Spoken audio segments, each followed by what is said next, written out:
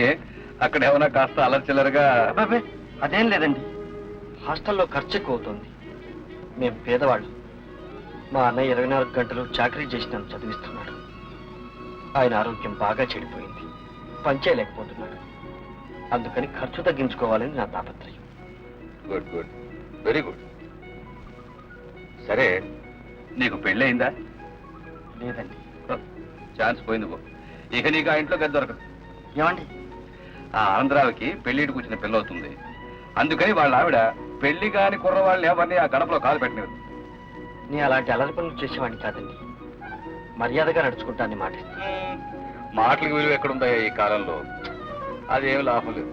అందులోనూ ఆ ఆంధ్ర పెళ్ళామని చూడు, అమ్మ బాబోయ్ మహాకాళి. నువ్వు పని చేయరాదు. ఏమిటండి? నీకు పెళ్ళి అయిందని చెప్పేసి. నాకా పెళ్ళా? అబద్ధం ఎలాగండి చెప్పడం, అందులో పెద్ద మనిషితో? ఎక్కడో ఎర్రబాబులో ఉన్నావు. అవసరానికి అబద్ధం చెప్పడంలో ఏమీ తప్పులేదు. వద్దండి. చెప్పవేంటుంటే కావలిస్తే నేను సిఫారసు చేస్తాను. అక్కడ మాత్రం నువ్వు తొనకండి చెప్పేసి.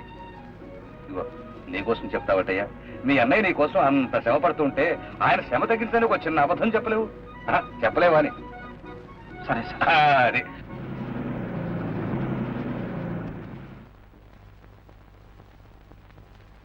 రావయ్యా రా. ఇదే ఆనందరావు ఇల్లు. రా లోపల పొలరా.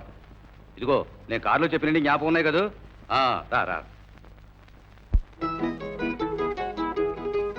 అమ్మా శాంతి, శాంతి.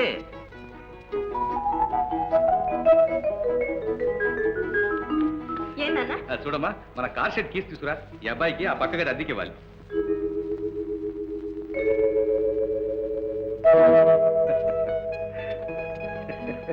ఏమండి మీరు?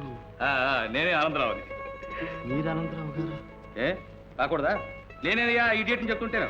ఒట్టే చెప్పాలి ఒకటి.